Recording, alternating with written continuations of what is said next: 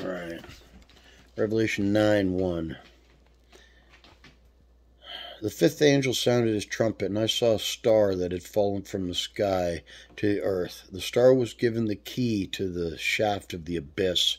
When he opened the abyss, smoke rose from it like smoke from a gigantic furnace. The sun and sky were darkened by the smoke from the abyss, and out of the smoke locusts came down upon the earth and were given power like that of scorpions on the earth. They were told not to harm the grass of the earth or any plant or tree, but only those who did not have the seal of God on their forehead. They were not given power to kill them, but only to torture them for 5 months.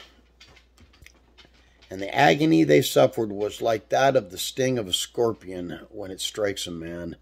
During those days men will seek death, but will not find it. They will long to die, but death will elude them. The locusts looked like horses prepared for battle. On their heads they wore something like crowns of gold, and their faces resembled human faces. Their hair was like women's hair, and their teeth were like lions' teeth.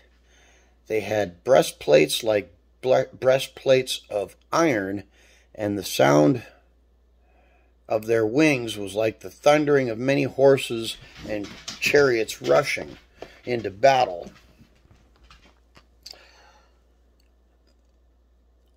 They had tails and stings like scorpions, and in their tails they had the power to torment people for 5 months. They had as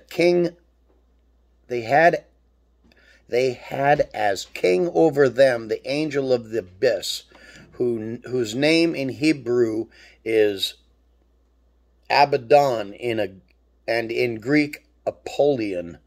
The first woe is past, 2 other woes yet to come. The sixth angel sounded his trumpet, and I heard a voice coming from the horns of the angels of the altar that is before God. It said to the sixth angel who had the trumpet, "Release the 4 angels who are bound at the great river Euphrates, and the 4 angels who had been kept ready for the very hour and day and month and year were released to kill 1/3 of mankind." The number of the mounted troops was 200 million. I heard their number. The horses and riders I saw in my vision looked like this. Their breastplates were fiery red, dark blue, and yellow as sulfur.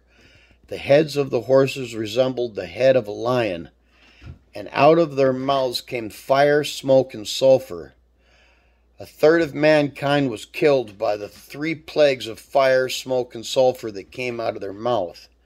The power of the horses was in their mouths and in their tails, for their tails were like snakes, having heads with which they inflict injury. The rest of mankind that were not killed by these plagues still did not repent of the work of their hands.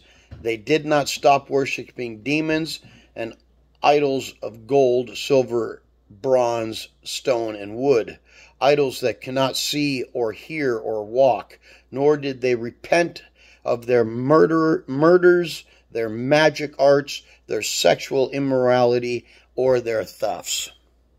Do you repent? I do.